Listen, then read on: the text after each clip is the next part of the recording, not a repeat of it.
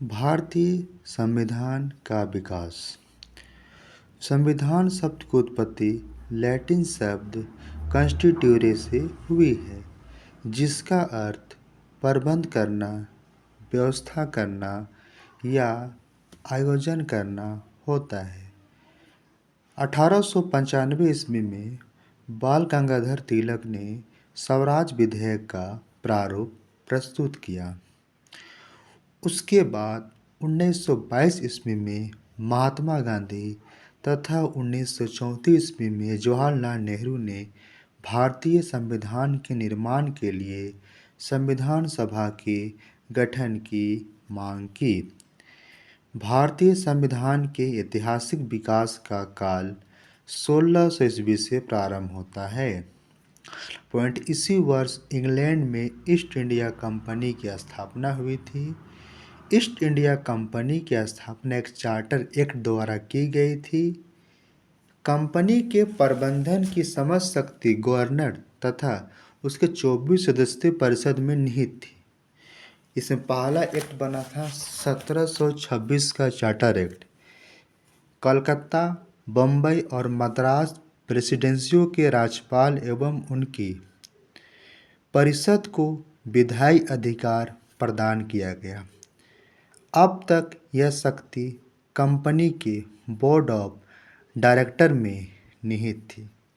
दूसरा एक्ट है 1773 का रेगुलेटिंग एक्ट। इसमें पहला पॉइंट है, इस अधिनियम के द्वारा बंगाल के गवर्नर को बंगाल का गवर्नर जनरल पद नाम दिया गया।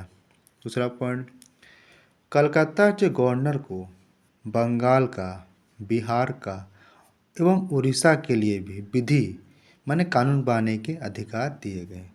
तीसरा पॉइंट इसमें दीवानी अनुदान के फलस्वरूप कंपनी बंगाल, बिहार और उड़ीसा प्रांत की वास्तविक शासक बन गई। अगला पॉइंट है, इसी एक्ट के द्वारा कलकत्ता में एक सुप्रीम कोर्ट की स्थापना की गई और कोर्ट को दीवानी, फौजदारी, नौसेना तथा धार्मिक मामलों की सुनवाई एवं फैसले का अधिकार प्राप्त हो गया।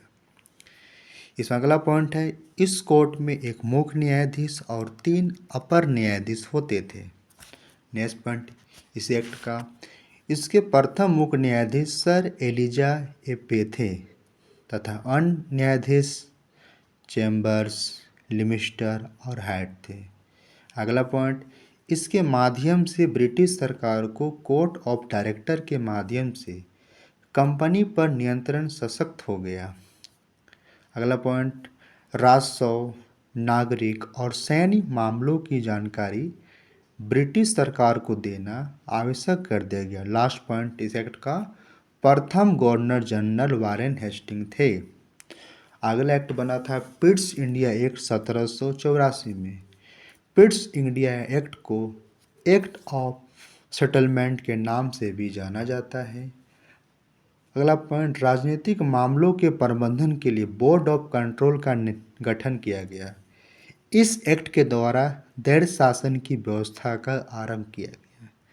अगला पॉइंट है, रेगुलेटिंग एक्ट की विसंगतियों ब्रिटिश शासन का कंपनी पर अपूर्ण नियंत्रण तथा भारत में कंपनी के कुशासन तथा उसके कर्मचारियों द्वारा किए जा रहे अन्याय आदि को दूर करने के लिए इस अधिनियम को लाया गया।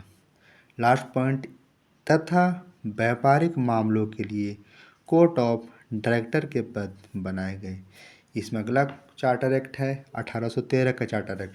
इसका पहला पॉइंट कहता है, 1813 के चार्टर एक्ट के द्वारा कंपनी के भारतीय व्यापार के एक अधिकार को समाप्त कर दिया गया, किंतु उसे चीन के साथ व्यापार एवं पूर्वी देशों के साथ चाय के व्यापार के संबंध में 20 वर्षों के लिए एक अधिकार प्राप्त हुआ। अगला पॉइंट है, कंपनी के अधिकार पत्र को 20 वर्षों के लिए बढ़ा दिया गया। लास्ट पॉइंट, इस राजलेख द्वारा सबसे पहले महत्वपूर्ण कार्य हुआ कि कलकत्ता, बम्बई और मद्रास की सरकारों द्वारा बनाई गई विधियों का ब्रिटिश संसद द्वारा अनुमोदन अनिवार्य कर दिया गया। आज की क्लास यहीं यहाँ लास्ट करते हैं। कल इसका पार्ट 2 डालेंगे।